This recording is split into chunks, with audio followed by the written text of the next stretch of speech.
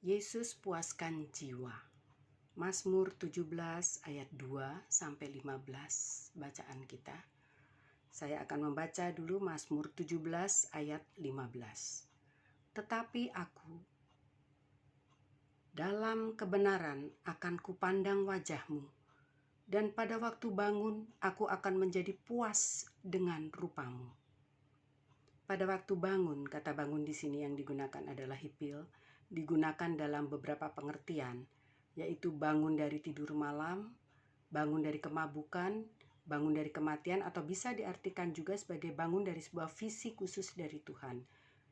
Namun bangun dalam Mazmur 17:15 ini sesuai konteks lebih kepada bangun dari kematian. Kita dapat bandingkan itu dalam 2 Raja-Raja 4 ayat 31, Ayub 14 ayat 12, Daniel 12 ayat 2. Ayub telah mengalami penderitaan hebat, kehilangan semua anaknya, juga seluruh hartanya, dan dia didera dengan penyakit juga, sehingga ia merasa tidak mampu bangun lagi, seolah kematian sudah menghadang Ayub. Itu dikatakannya dalam Ayub 16 ayat 22. Karena sedikit jumlah tahun yang akan datang, dan aku akan menempuh jalan dari mana aku tak akan kembali lagi. Dan Ayub hanya menengadah dan memandang Allah dengan menangis. Ayub 16 ayat 20 kita baca, sekalipun aku dicemoohkan oleh sahabat-sahabatku, namun ke arah Allah mataku menengadah sambil menangis. Ayub mencurahkan isi hatinya kepada Allah meski teman-temannya mencemooh dia. Sampai pada akhirnya ia dapat pengertian yang benar dari Allah yang disembahnya. Ayub 42 ayat 5, dia dapat berkata seperti ini. Hanya dari kata orang saja aku mendengar tentang engkau, tetapi sekarang mataku sendiri memandang engkau. Puji Tuhan. Rahasia dari kepuasan hidup bukan terletak di dalam harta kekayaan. Lukas 12 ayat 15. Katanya lagi kepada mereka, berjaga-jagalah dan waspadalah terhadap segala ketamakan. Sebab walaupun seorang berlimpah-limpah hartanya, hidupnya tidaklah bergantung pada kekayaannya itu.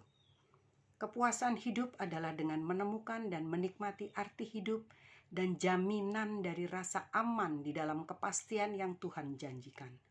Mazmur 16 ayat 1, 2, dan 8. Saya baca, demikian firman Tuhan. Miktam dari Daud. Jagalah aku ya Allah, sebab padamu aku berlindung. Aku berkata kepada Tuhan, Engkaulah Tuhanku, tidak ada yang baik bagiku selain Engkau. Aku senantiasa memandang kepada Tuhan, karena ia berdiri di sebelah kananku, aku tidak goyah. Kebenaran itu jugalah yang kita yakini dan kita pun menjadi tidak goyah. Dan sesungguhnya lah, kepuasan sejati orang percaya hanya ada di dalam Kristus. Hidup bukanlah soal memiliki ini dan itu, tetapi hidup adalah tentang hubungan dan belajar bagaimana tentang Allah. Perspektif yang benar tentang nilai kehidupan bukanlah harta benda, sebab kekayaan tidak membawa kita pada kekekalan. Jadi, bangunlah hidup kita di atas prioritas sorga. Pemahaman akan kehidupan di dunia ini serta peran Allah di dalamnya, dan hati yang selalu rindu untuk dikenyangkan oleh hadirat Allah menjadi kunci untuk teguh berdiri, sadar bahwa hidup bukan bergantung kepada kekayaan materi.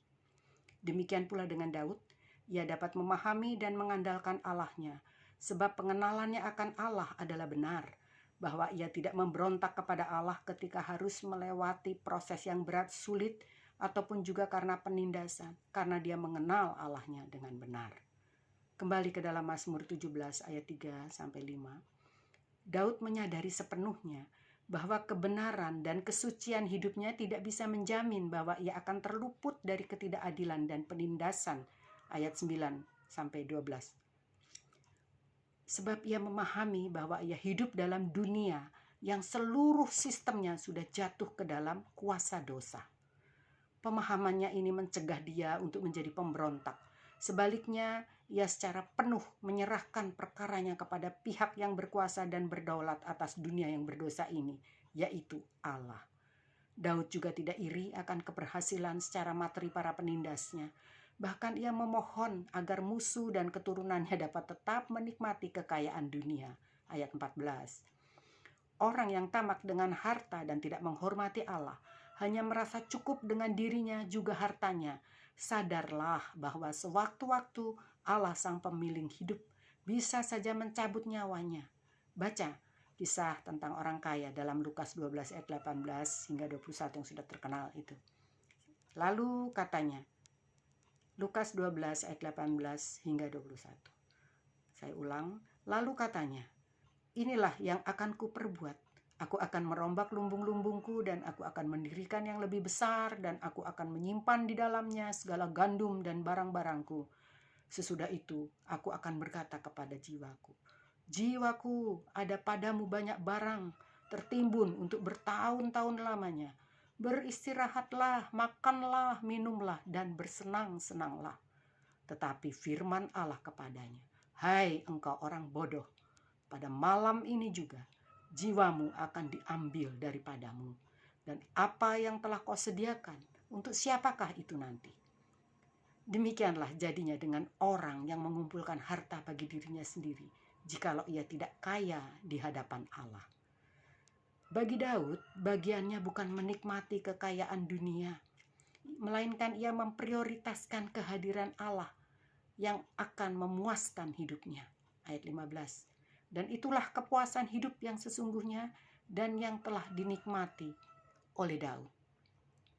Mari tentukan kepuasan hidup dari apa yang bisa kita nikmati dan dianugerahkan Allah bagi kita sebagai hasil dari kedekatan hubungan kita dengan Dia. Yesus saja yang menjadi kepuasan jiwa kita. Dia yang telah membebaskan dan memerdekakan roh kita dari keterikatan duniawi yang membelenggu.